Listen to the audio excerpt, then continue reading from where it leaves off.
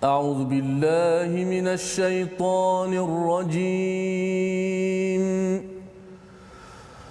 وإن قتلتم نفسا فادارأتم فيها والله مخرج ما كنتم تكتمون.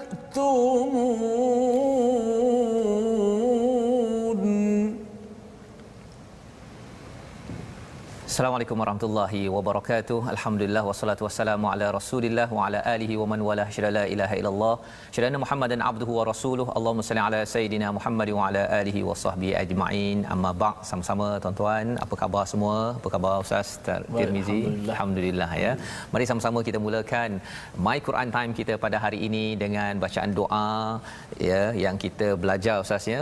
Maha sucimu ya Allah, tidak adalah ilmu yang Engkau ajarkan kecuali sesungguhnya ya, kecuali yang Engkau ajarkan, sesungguhnya Engkau yang Maha mengetahui, yang Maha bijaksana.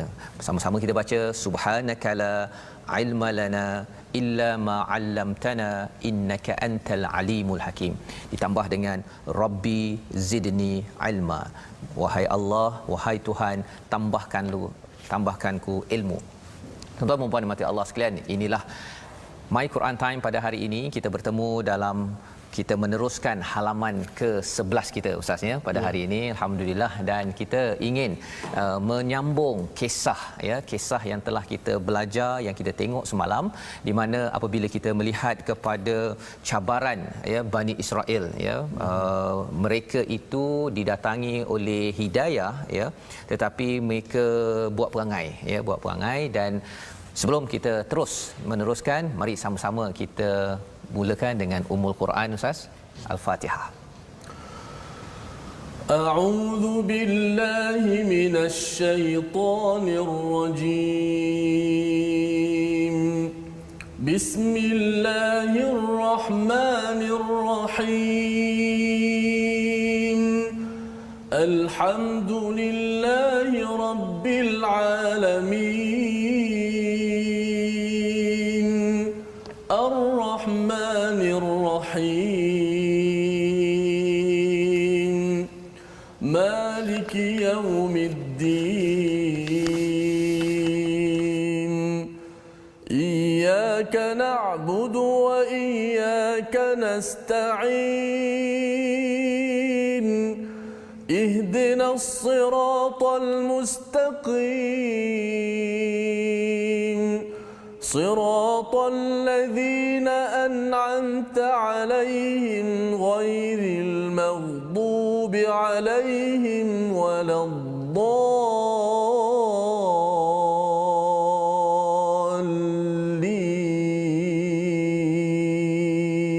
Amin ya rabbal alamin. Terima kasih Ustaz atas bacaan Ummul Quran sebentar tadi, iaitu surah yang selalu kita ulang, dan salah satu daripada yang kita baca sebentar tadi adalah siratal ladzina an'amta alaihim ghairil maghdubi alaihim waladdallin. Kita tidak mahu jadi orang yang dimurkai, iaitu kita melihat pada kisah ya Bani Israel ini, bila ada peristiwa pembunuhan berlaku, kemudian diseru untuk mencari menyembelih seekor lembu, dia buat perangai dia ya. Perangai inilah yang menjemput kemurkaan daripada siapa? Daripada manusia, tetapi lebih daripada itu kemurkaan daripada Allah Subhanahu Wa Taala. Dan ini yang kita nak sambung ya, bermula daripada ayat 70 kita baca Ustaz ya sebentar lagi. Tapi sebelum itu, sebelum kita baca, mari kita tengok sinopsis apakah kandungan halaman yang ke-11 pada hari ini. Jadi itulah apa yang ada pada muka surat 70 hingga 73 itu, sambungan kisah sembelih lembu betina. Ya Ustaz ya, semalam kita dah bincang, mereka tanya lembu macam mana, warna macam mana. Hari ini sambung lagi, pasal dah susah sangat nak cari lembu tersebut. Akhirnya mereka tanyalah Nabi Musa, tolong cerita yang sebenar-benarnya apa ya, kita akan tengok.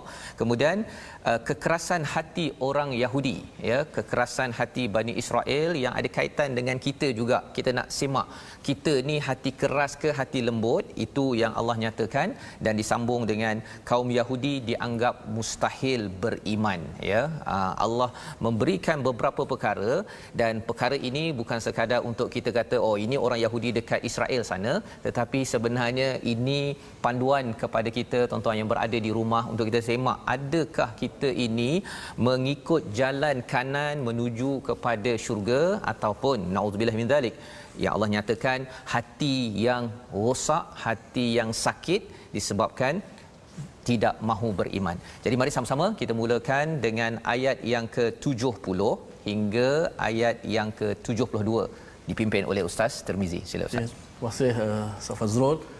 Penonton-penonton, sahabat-sahabat Al-Quran yang saya kasih sekalian, insya-Allah pada hari ini kita kembali kepada surah Al-Baqarah ayat yang ke-70 hingga 72, muka surat yang ke-11 ya. Dah kita sampai muka surat ke-11 Ustaz. Alhamdulillah. Kita pasal Bani Israel Ustaz. Bani Israel. Kita pasal kisah Bani Israel. Banyak songel, banyak soal. Banyak songel, banyak soal dan banyak degil Ustaz. Masya-Allah.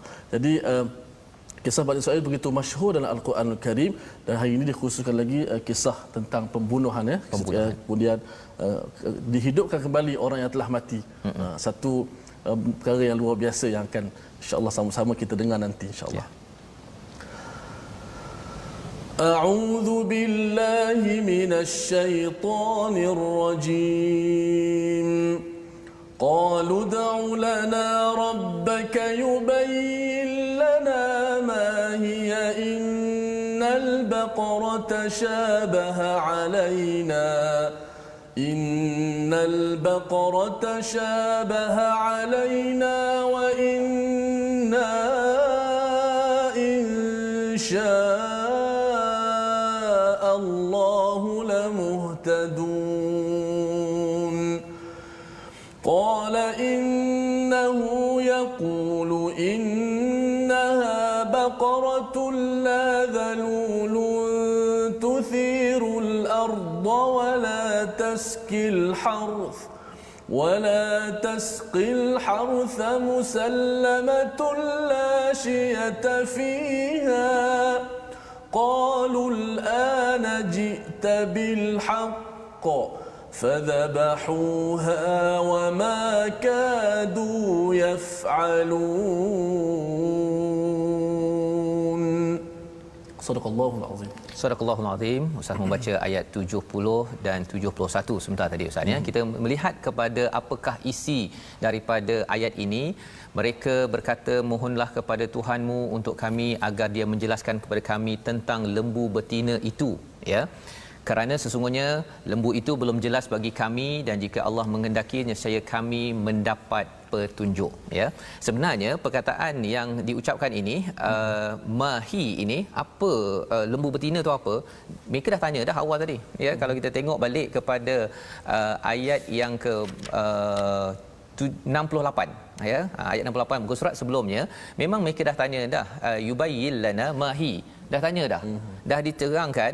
Lepas tu dia tanya lagi, dan kali ini bila mereka rasa macam susah sangat nak cari warna macam tu lah apa sebagainya, jadi dia tanya Nabi Musa ya, yang menyerunya Nabi Musa daripada Allah SWT. Dia kata innal baqarata tashabaha alaina, lembu ni lebih kurang sama je lah kan. Awal tadi dia yang tanya, sepatutnya dah dapat arahan, buat je, tak payah banyak tanya kan. Tetapi mereka tanya itu pasal memang dalam hati itu bukan tanya untuk cepat melaksanakan, tapi tanya untuk lambat melaksanakan.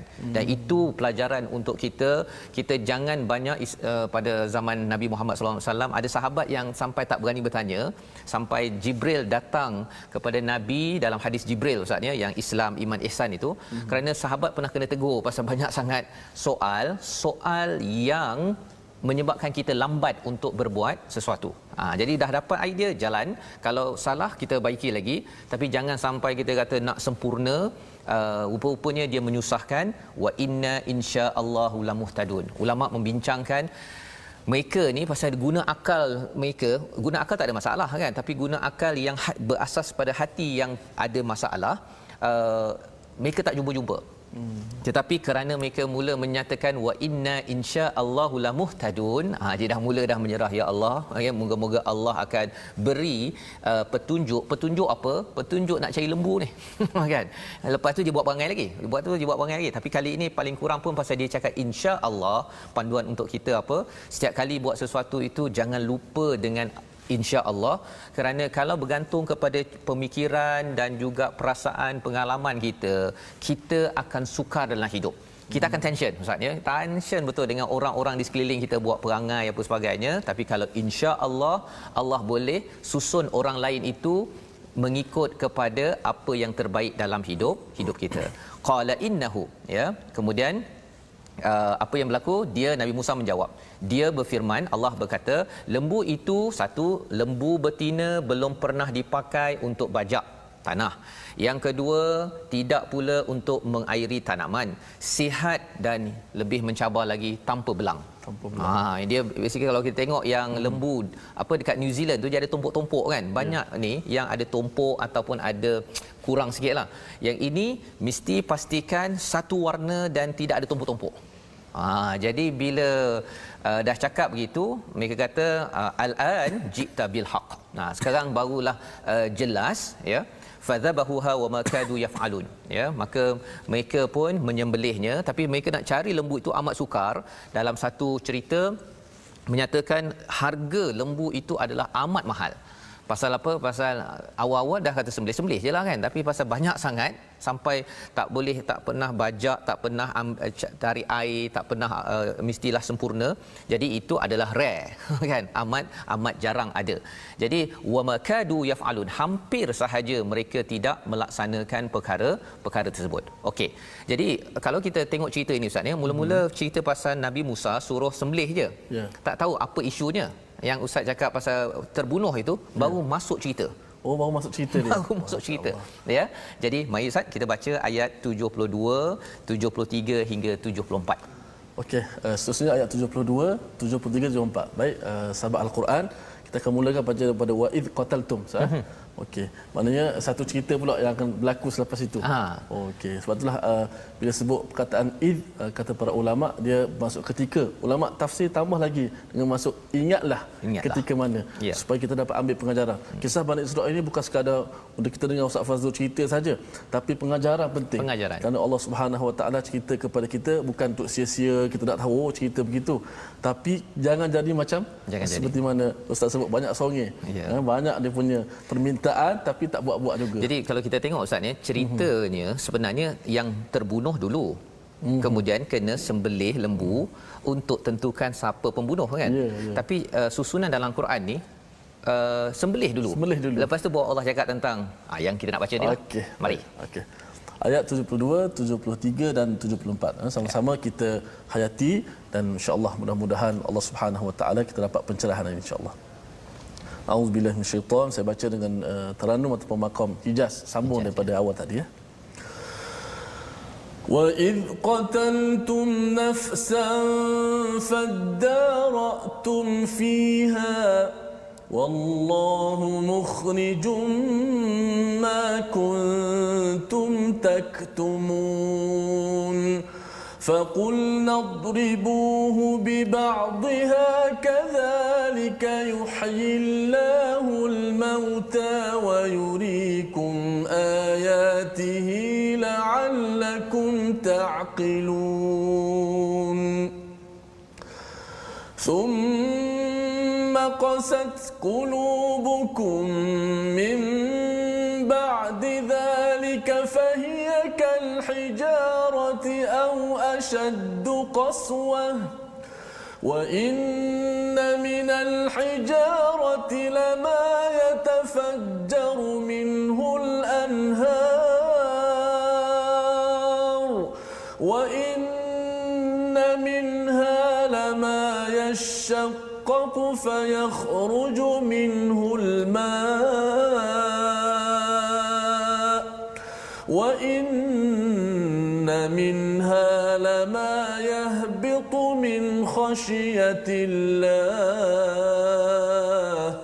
وما الله بغافل عما تعملون. Sadaqallahul azim. Surah Al-Azim ayat 72 hingga 74. Ayat 72 itu, dan ingatlah ketika kamu membunuh seorang lalu kamu tuduh menuduh tentang hal itu, tetapi Allah menyingkapkan apa yang kamu sembunyikan. Ya, baru masuk cerita Ustaz, ya. Cerita pembunuhan tadi. Pembunuhan, ya. Awal-awal tadi tak ada, yang kita tengok semalam tak ada. Tiba-tiba je kena sembelih kan.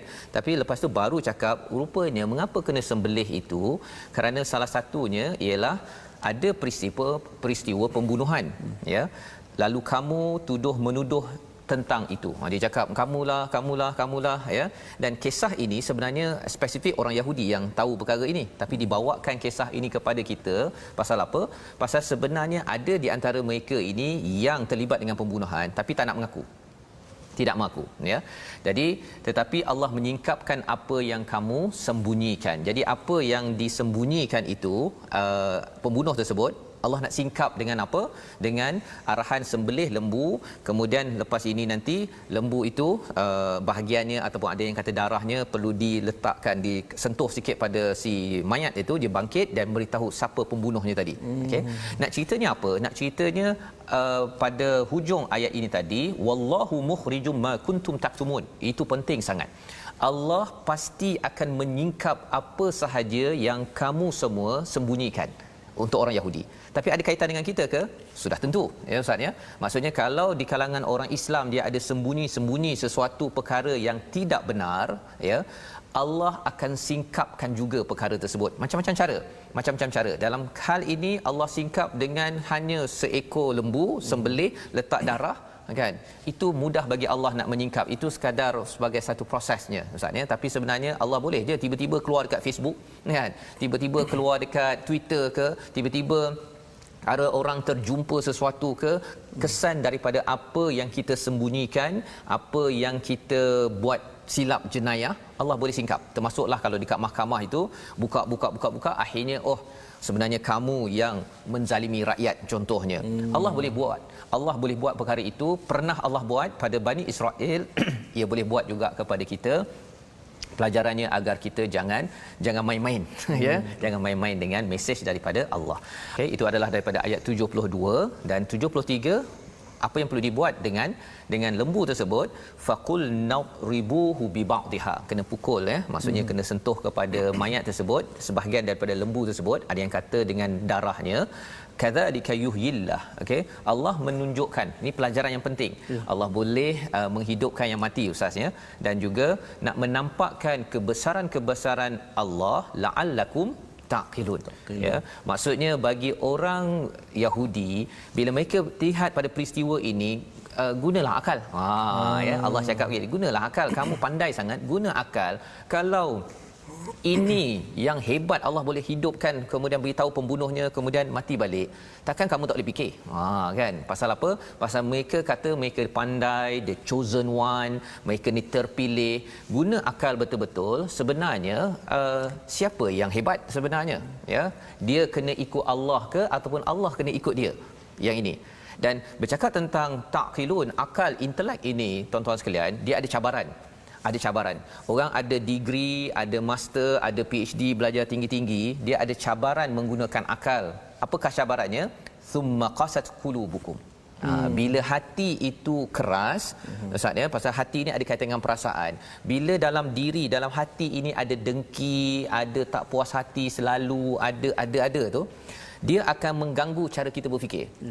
Kita yang bijak, ada ilmu pun, kerana hati ini ada jealousy, dengki dan sebagainya, hasad, maka dia akan gunakan ilmu itu untuk menghasad orang lain. Itu sebabnya dalam Al-Quran ini, surah Al-Baqarah ini menyelesaikan isu hati dan juga akal kita. Allah bagikan hujah, ya, Allah berikan menyebabkan kita berfikir dengan bagus, dan juga untuk hati kita pasal mind and heart. Bahasa Inggeris, Ustaz, ya. Minda dan juga hati kita ni, dua-duanya ini amat penting.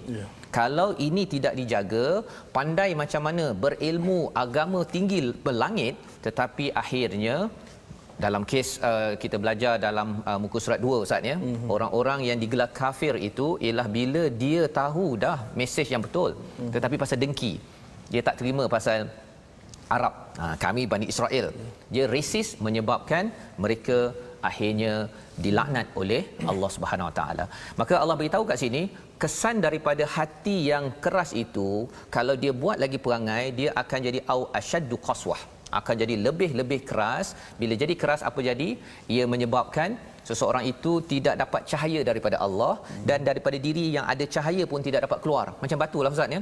Maksudnya cahaya daripada atas sana nak ke hati kita pun tak boleh, dan daripada hati itu pun tidak boleh menyebarkan kebaikan. Dia akan sebarkan benda-benda yang keras yang merosakkan dunia ini, ya. Dan bercakap tentang hijarah ini, kita pernah belajar juga perkataan ini, batu. Bila Allah bercakap tentang fattaqun nar, ya, takutlah ataupun lindungi daripada api neraka yang ada dalamnya manusia dan batu. Juga batu. Siapa batu itu? Salah satunya batu berhala.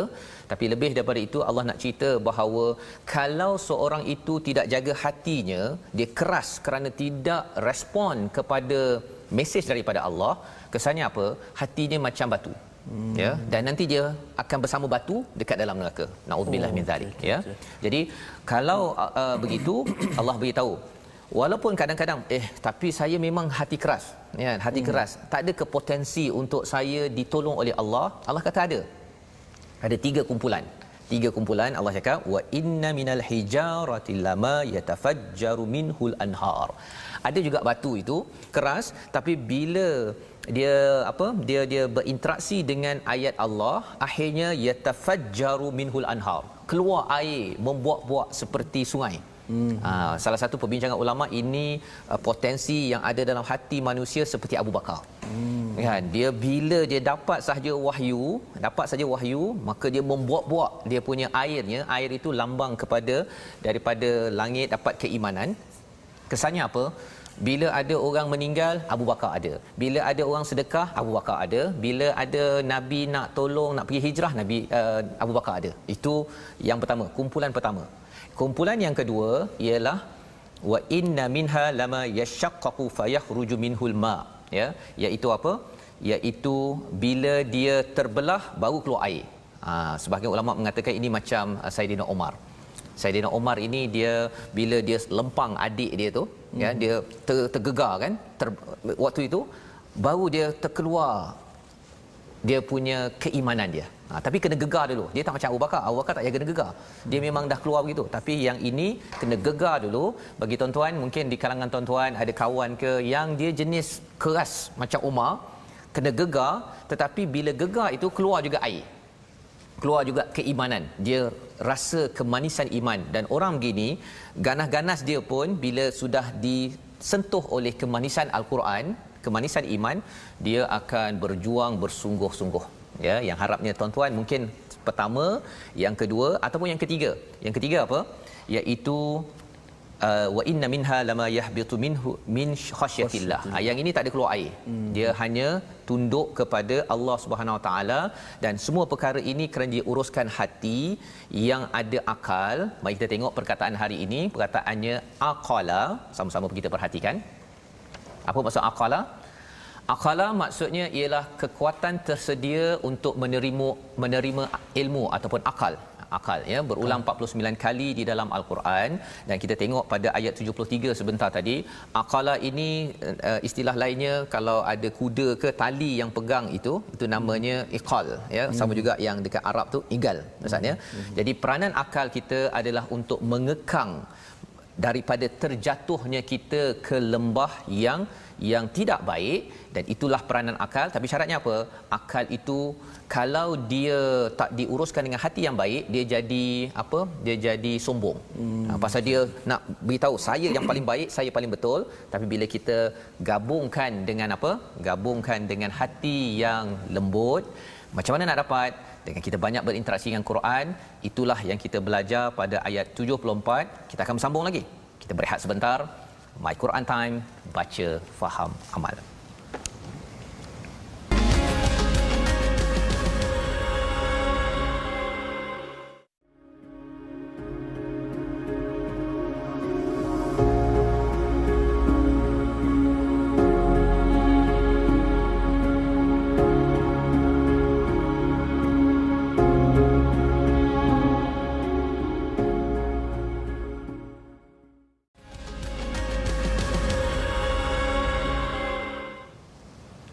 Kembali kita dalam My Quran Time, baca faham amal. Pada hari ini alhamdulillah kita mengikuti kepada halaman yang ke-11 Ustaz. Ya. Alhamdulillah, kisah yang sebenarnya amat menarik, betul, ya, betul. Dan bukan sekadar menarik, ya, ini bukan kisah di bilik tidur ke, ataupun kisah suka-suka, tapi pelajaran untuk kita menyemak sama ada saya adalah orang kategori 1, 2 atau 3 yang kita tengok daripada ayat yang ke-74. Dan kita nak belajar sedikit tajwid pada hari ini, memastikan bacaan kita yang memberi kesan pada hati kita pada setiap hari. Silakan Ustaz. Baik, insya-Allah untuk persoalan tajwid ini kita masih lagi berbincangkan tentang kesalahan-kesalahan yang jali ataupun kesalahan yang besar. Kalau boleh kita boleh lihat kepada skrin untuk kita melihat pelajaran pada hari ini berkenaan dengan kesalahan-kesalahan yang besar yang dikategorikan oleh para ulama tajwid, iaitu contoh kesalahan yang besar ataupun jali, iaitu tertukar huruf walaupun tidak berubah makna, seperti huruf sad kepada huruf sin. Kita baca sirata, kita tukar dengan sin. Di kesalahan ni sama ada berubah makna kepada makna lain ataupun tidak berubah makna pada tidak ada makna.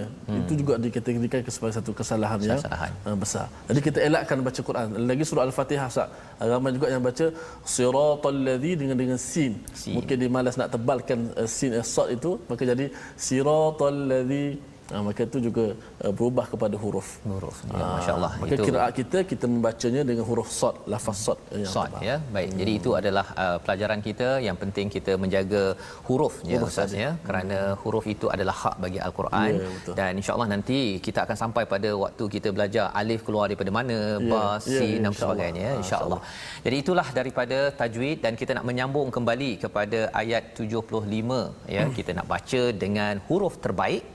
Silakan Ustaz, kita menyambung. Okey, satu ayat ayat 75. Ya. Yang tadi kita dah dengar disajikan oleh bagaimana tadabbur, bagaimana kisah Bani Israel bila pelaku pembunuhan tadi, pembunuhan mereka tuduh menuduh. Jadi huru-hara Ustaz. Huru-hara. Jadi pelajaran juga kita janganlah melakukan pembunuhan. Kemudian tuduh orang sana, orang tak buat kita kata dia bunuh. Betul. Kita bercakap satu Malaysia membicarakan tentang tuduh menuduh orang yang membunuh. Juga itu perangai yang harus kita hindarkan. Betul. Kemudian Allah Taala tunjukkan mukjizat depan mata. Saya memperhatikan bila Ustaz sebut mukjizat besar. Allah Taala menunjukkan dia punya kekuasaannya, menghidupkan orang mati, beritahu ini si pembunuhnya. Betul. Pun selepas itu summa qasat qulubukum, masih lagi keras, bahkan jadi keras seperti batu. Ustaz sebut apa? Batu ada yang keluar air. Batu ada yang terpecah, tapi hati Bani Israel tak terpecah. Tak pecah-pecah. Dan last sekali wa innama lama yahbitu min khasyatillah. Ada yang batu yang jatuh, tapi hati Bani Israel tak jatuh kepada ketundukan kepada Allah Subhanahu Wa Taala. Mudah-mudahan kita selamat daripada hati tadi. Kita dapat hati yang baik, bukan hati yang sebagaimana Al-Quran sebut, orang yang selamat hari akhirat illa man atallaha biqalbin salim. Orang yang datang menghadap Allah dengan hati. Sebab hati inilah tempat penentu dia. Betul. Penentu. Dalam sebuah hadis Nabi SAW, hadis yang sahih daripada Nu'man bin Bashir, ala wa inna fil jasadi mudghah. Tahulah kamu dalam tubuh kamu ni ada satu mudghah, segumpal darah, yang mana kalau baik itu baiklah seluruhnya. Betul. Kalau rosak itu rosaklah seterusnya. Itulah namakan hati. Bukan hati yang dimaksudkan hati yang doktor tu. Bedah ada hati. Tidak. Ini hati yang dapat merasai, hati dapat memahami, hati yang dapat ketundukan kepatuhan kepada Allah Subhanahu Wa Taala. Inilah hati yang disebutkan itu. Mudah-mudahan hati yang menjadi raja menyebabkan tangan kita akan sentiasa membela Al-Quran, mata kita akan sentiasa melihat benda yang baik. Tapi kalau hati keras tadi sebut, dia akan melahirkan tindakan yang tak elok Ustaz. Hati dan yang itu keras. sebabnya bila Ustaz cakap tadi tentang yahbitu tadi, istilahnya jatuh kan, Allah akan memberi peluang pada, kalau hati itu bukan kategori 1, bukan kategori 2 yang kena gegar sikit, dia akan terpancar air. Kadang-kadang yahbitu itu iaitu bila dihancurkan itu, contohnya dia accident, dia mungkin bisnesnya jatuh, ya, mungkin ada orang yang meninggal dalam hidup dia, lepas tu baru dia ya Allah aku khasyatillah. Mana Allah tegur dia, dia boleh kembali. Tapi si Bani Israel ni memang buat macam mana pun, maknanya mukjizat depan mata dah. Hidup dah balik. Tapi setiap orang kena yahbitu, kena gegar, kena accident ke apa ke, macam kalau katakan di Israel sana kan, dia tetap juga dia kata we are the chosen one. Okey, mana teguran daripada Allah, kita ambil kita ambil cara. Betul. Hati tadi. Oh, maknanya kalau kita zaman ini Ustaz, kita dah pernah berlaku tsunami di Aceh, kita merasai itu. Dan hari ini kita berlaku COVID-19. Satu teguran daripada Allah Subhanahu Wa Taala. Kalau hati kita tak ambil peduli, kalau tidak khasyatillah lagi, subhanallah, kita harapkan kita tidak jadi begitu. Dan itu sebabnya kalau kita tengok pada ayat 75 yang Ustaz nak baca ini, Allah memberi pujukan pada Nabi, kenal dah orang macam ni, apakah isinya, kita akan baca. Okey, jom kita baca ayat yang ke-75, satu ayat saja. Sahabat-sahabat Al-Quran sekalian, saya dapat komen-komen di FB, banyak yang kata teruja dengan rancangan ini, ada yang Quran time, my Quran time dah jadi habit saya Ustaz. Betul. Habit ni benda-benda yang besar juga Ustaz. Tabiat ya. Tabiat di hari-hari. Dalam bahasa Al-Qurannya adalah amal lah. Amal tu sesuatu yang berulang kali. Kalau fa'ala ataupun kasaba itu dia buat sekali-sekala saja kan. Jadi harapnya inilah amal soleh tuan-tuan sekalian. Amin ya rabbal alamin. Ayat 75 surah Al-Baqarah. A'udzubillahi minasyaitonirrajim. أفتطمعون أن يؤمنوا لكم وقد كان فريق منهم يسمعون كلام الله وقد كان فريق منهم يسمعون كلام الله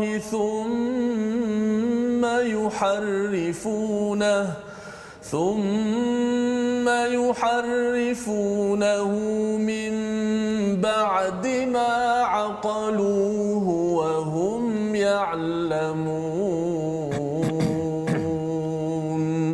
Sadaqallahul azim. Maka adakah kamu, wahai kaum muslimin, sangat mengharapkan mereka akan percaya kepadamu sedangkan segolongan daripada mereka mendengar firman Allah lalu mereka mengubahnya setelah memahaminya padahal mereka mengetahuinya. Mereka tahu Ustaz. Ya, bila cakap tentang ghairil maghdubi alaihim, orang yang dimurkai yang kita tidak mahu jadi itu, bukan dia tak tahu. Allah cakap wahum ya'lamun di ayat hujung itu, tetapi apa yang mereka buat, mereka itu ada apa istilahnya tadi, buat fariqum minhum, dia berpecah-pecah ya, dan kemudian dia buat yuharrifunah. Ya, yuharrifu nah ni maksudnya inhiraf, dia membuat penyelewengan daripada apa yang ada. Macam-macam cara. Ada yang dia punya ulamanya itu dia pergi tukar balik isi dia. Ya, kalau zaman sekarang ini kita harap tidak berlaku pada saya, pada ustaz-ustaz yang menyampaikan ceramah. Ada ayat Quran kemudian dia pergi pusing ayat itu kan, mana tahu kebenaran tu, tapi kadang-kadang pasal nak jual sesuatu kan, maka okey, baca ayat ini nanti jadi kaya, baca ayat ini nanti akan selamat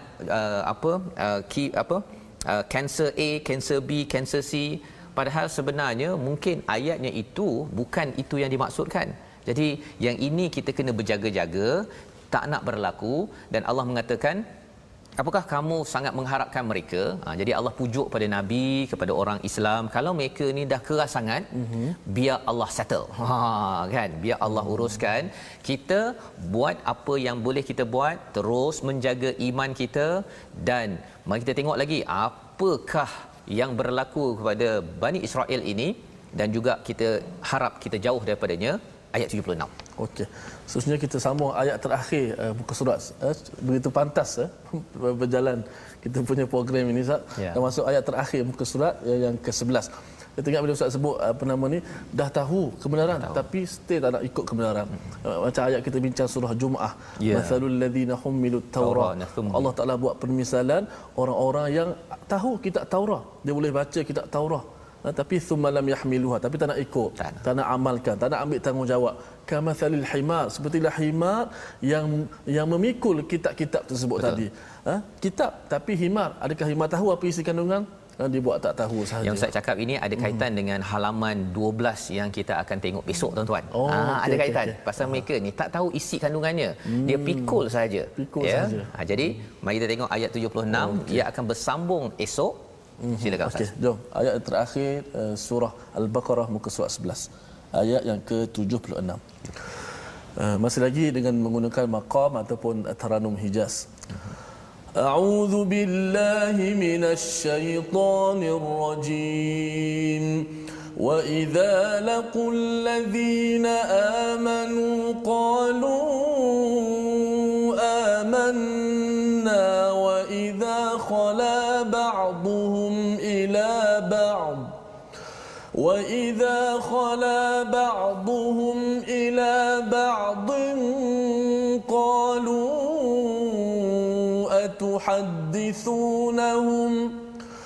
قالوا أتحدثونهم بما فتح الله عليكم ليحاجوكم به عند ربكم أفلا تعقلون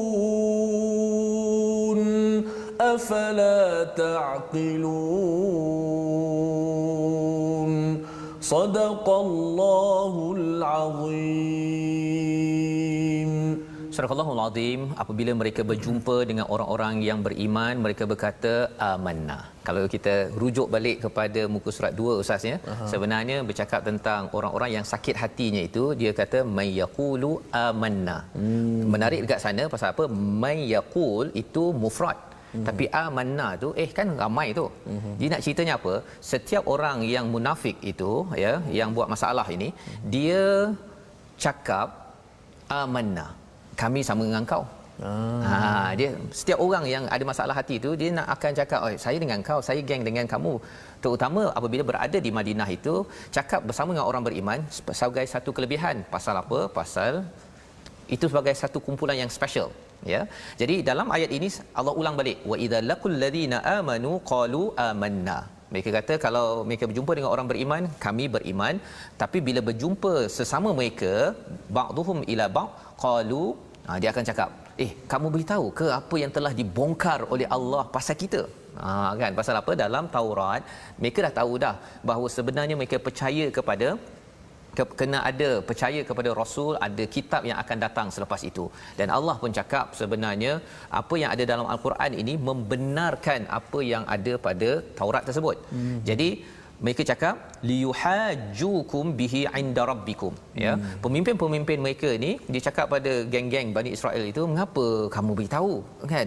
Nanti mereka akan berhujah menyanggah kamu dengan 'inda rabbikum, di sisi Allah.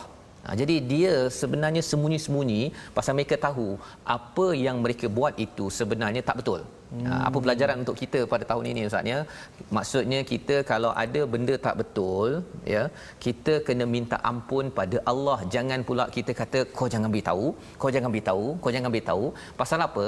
Pasal Allah boleh cakap dalam ayat 72 tadi apa? Wallahu mukhrijum ma kuntum taktumun. Apa yang kita sembunyikan ini Allah boleh mukhrij. Allah boleh keluarkan.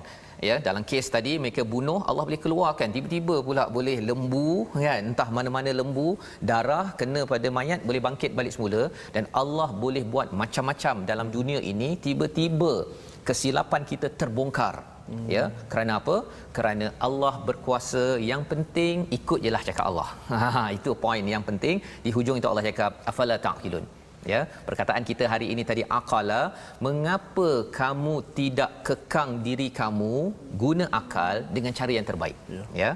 Dan itu sebabnya akal ini ustaznya nak guna cara terbaiknya ini, dia perlukan pengurusan hati, dan hati ini diuruskan oleh apa? Apabila kita banyak berzikir, kembali kepada kitab Allah Subhanahu Wa Taala. Inilah halaman 11, kita ingin ambil 3 pelajaran resolusi daripada halaman ini. Mari kita sama-sama saksikan. Yang pertama, kita dianjurkan untuk melaksanakan perintah yang mudah dan jangan memberatkan, jangan banyak songel, jangan banyak tanya. Dah dapat sesuatu perkara, buat, ya. Jangan banyak tanya. Yang pertama. Yang kedua, perkataan insya-Allah, ya, adalah perkataan yang amat penting diucapkan untuk kita mendapat hidayah, ya. Itu penting sebagaimana yang dinyatakan pada ayat 70. Dan yang ketiganya,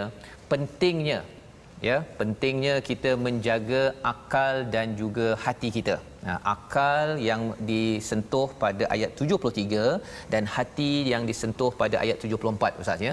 Akal dan hati ini kena jaga betul-betul. Itu sebabnya bagi cikgu-cikgu yang mengikuti program ini, adik-adik yang mengikuti program ini, kita belajar juga, tetapi kena juga cikgu kalau Ustaz ya, kalau boleh dekat sekolah di peringkat kepimpinan boleh buat silibus ataupun sukatan pelajaran hati. Kalau boleh lah ya, pengurusan hati. Pasal pengurusan apa hati. Di sekolah kita diajar pengurusan intelek, IQ. Itu yang berfikir aras tinggi, tapi beremosi aras tinggi tidak diajarkan. Jadi kalau boleh, kalau kita belajar daripada surah ini, kita tahu bahawa Bani Israel dari segi pandai tidak dinafikan. Dulu saya ada seorang kawan dekat luar negara dulu, Ustaz, memang kawan dengan seorang Yahudi lah. Dia memang bijak, dia belajar sikit boleh skor sampai 4 flat. Saya terhege-hege kan, dapat tak 4 flat kan. Hebat jugalah. Ya. Jadi dari segi bijak memang bijak. Tetapi Allah sudah bongkar ya bahawa sebenarnya bijak ini tidak cukup. Tidak cukup. Kita ada ilmu sedikit, kita uruskan hati kita, kita buat sedikit dengan rasa kehambaan kepada Allah, itu lebih bermakna. Ya, seperti mana kalau kita tengok contoh sahabat Ustaz ya, Bilal bin Rabah, kita sebelum ini cakap tentang Sa'ad bin Abi Waqqas. Ya, Bilal bin Rabah itu mungkin ilmunya tak tinggi, dia hamba. Tetapi kerana hatinya itu telah disusun ataupun telah dipandu oleh La ilaha illallah, oleh Al-Quran, maka kesannya ialah dia membina manfaat hingga ke hari ini. Hingga ke hari ini. Sama juga Mus'ab bin Umar, contoh-contoh sahabat. Mereka itu pandai tinggi ke rendah ke, tapi bila hati diuruskan, mereka terus cemerlang untuk berjaya di dunia dan di akhirat. Inilah pelajaran untuk ibu ayah di rumah juga ya, kalau minta anak baca Quran ke ataupun hafaz Quran, belajar akademik, sekarang pakai online Ustaz kan. Kalau nanti mungkin masuk sekolah balik, tetapi ideanya ialah jangan sekadar bahagian itu ditekankan. Ya, tetapi mak ayah mungkin ada peluang, saya lah kena tengok balik adik-beradik ni dia berdengki ke antara satu sama lain, kena diuruskan. Ia bukan sekadar kita kata tak apalah biasalah budak-budak, tak. Kadang-kadang yang itu boleh berlarutan sampai ke tua. Sampai ke tua. Dan tuanya itu apa? Contohnya, tengoklah Bani Israel dah tua-tua pun dia selalu berdengki, dia pandang orang lain sebagai istilahnya qayyim ya, dia status macam anjing je dia panggil kalau tengok orang lain ya.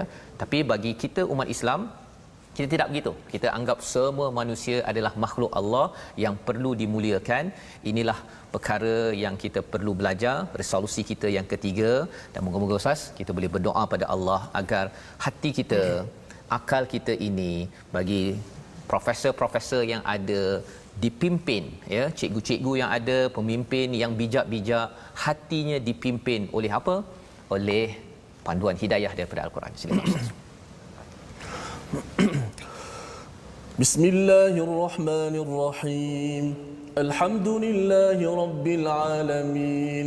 Wassalatu wassalamu ala ashrafil anbiya'i wal mursalin wa ala alihi wa sahbihi ajma'in.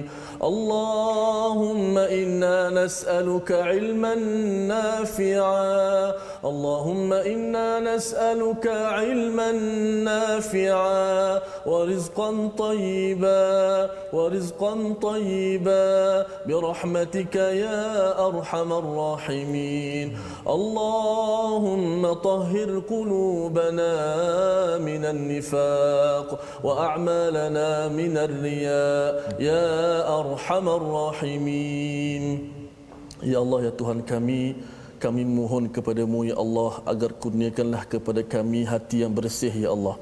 Ya Allah, kau kurniakanlah kepada kami hati yang sentiasa tunduk dan patuh kepada perintah-Mu ya Allah. Ya Allah, bersihkanlah hati-hati kami ini ya Allah. Ya Allah, jadikanlah apa yang kami ucap di mulut kami ini itulah daripada hati-hati kami ini ya Allah. Ya Allah, berikanlah kekuatan kepada kami untuk kami membaca Al-Quran ya Allah. Ya Allah, berikanlah kekuatan kepada kami untuk kami mendengar ayat-ayat-Mu ya Allah. Ya Allah, berikanlah kekuatan kepada kami untuk sentiasa kami memahami, mentadabbur ayat-Mu ya Allah. Ya Allah, berikanlah kekuatan kepada kami untuk kami menambahkan ilmu pengetahuan kepada kami, Ya Allah. Ya Allah, berikanlah kekuatan kepada kami untuk beramal dengan ilmu yang kami belajar dengan penuh ikhlas dan istiqamah, Ya Allah. Ya Allah, Kau kurniakanlah kepada kami akal yang baik, Ya Allah. Ya Allah, Kau kurniakanlah kepada kami akal yang sihat, Ya Allah. Ya Allah, Kau kurniakanlah kepada kami akal yang dipandu oleh wahyu-Mu, Ya Allah. Ya Allah, pandulah akal-akal kami ini, Ya Allah. Ya Allah, kurniakanlah kepada kami akal dipandu oleh iman, Ya Allah. Ya Allah, kurniakanlah kepada kami akal yang sentiasa dipandu oleh kalam-Mu, Ya Allah. Ya Allah, kurniakanlah kepada kami ilmu yang bermanfaat, Ya Allah. Ya Allah, tambahkanlah kepada kami ilmu yang bermanfaat, Ya Allah. Allahumma ja'al jam'ana hadza jam'an marhuma wa tafarruqana min ba'dihi tafarruqan ma'suma. Ya Allah, jadikanlah pertemuan kami ini sebagai pertemuan yang dirahmati, Ya Allah. Ya Allah, jadikanlah setiap kali kami bertemu, Ya Allah, sebagai pertemuan yang bermanfaat, yang menambahkan ilmu kami, Ya Allah, supaya kami dapat mendekatkan diri kami dengan-Mu, Ya Allah. Ya Allah, kurniakanlah kepada kami ilmu. Setiap kali kami tambah ilmu, kami akan dapat dekatkan diri kami dengan-Mu, Ya Allah. Ya Allah, jadikanlah perpisahan kami selepas ini sebagai perpisahan yang terpelihara daripada sebarang maksiat, Ya Allah. Ya Allah, Ya Rahman, Ya Rahim, irhamna jami'an. Allahumma ya arhamar rahimin, irhamna jami'an ya rabbal alamin. Wa sallallahu ala sayyidina Muhammadin wa ala alihi wa sahbihi wa baraka wa sallam. Walhamdulillahi rabbil alamin. Amin amin ya rabbal alamin. Terima kasih diucapkan pada Ustaz Tirmizi membacakan doa, moga-moga Allah memberikan mengkabulkan doa kita sebentar tadi Ustaznya, menjadikan hati kita ini hati yang lembut, hati yang selalu memberi respon kepada Allah Subhanahu taala, bukannya melawan, ya, nak menunjuk ataupun nak minta Allah ikut kepada apa yang kita ingin, tetapi kita ikut kepada apa yang Allah susun yang terbaik untuk kita. Itu sebabnya kita ingin sebarkan manfaat ini kepada seluas mungkin. Mungkin di kalangan tuan-tuan ada yang kata bahawa saya ada ahli keluarga saya hati keras macam batu kan. Kalau hati keras macam batu itu, ubatnya adalah Al-Quran. Bila Quran ini sampai, kita akan terkejut kalau katakanlah ada anak ataupun kawan kita dia seperti Omar kan, Omar yang ganas keras itu, tetapi rupa-rupanya dengan surah Taha itu memberi manfaat. Sebabnya kempen kita Wakaf untuk Ummah adalah satu kempen, bukan sekadar kita nak menyampaikan mushaf, tetapi kita nak menyampaikan mesej hidayah daripada Allah Subhanahu Wa Taala. Tuan-tuan yang ada ke lapangan, saya menyeru untuk bersama bergabung dalam Wakaf untuk Ummah ini, kerana kita ingin memastikan mushaf ini sampai ke pusat komuniti, sampai ke balai raya, sampai ke taman, surau, pelbagai tempat di dalam di penjara Ustaznya, kerana kita tahu bahawa hidayah daripada Allah ini adalah mukjizat yang tidak bertepian. Ya, dia memberi kesan, dan dalam masa yang sama Ustaznya, kita nak mewawarkan kepada tuan-tuan yang berada di rumah, bila kita dah baca ini, kita bukan sekadar duduk diam, tetapi kita nak menjadi sahabah Al-Quran, ya, menjadi orang yang sentiasa dekat dengan Al-Quran. Tuan-tuan mungkin sahabah, mungkin ada yang tanya apa peranan sahabah Ustaznya.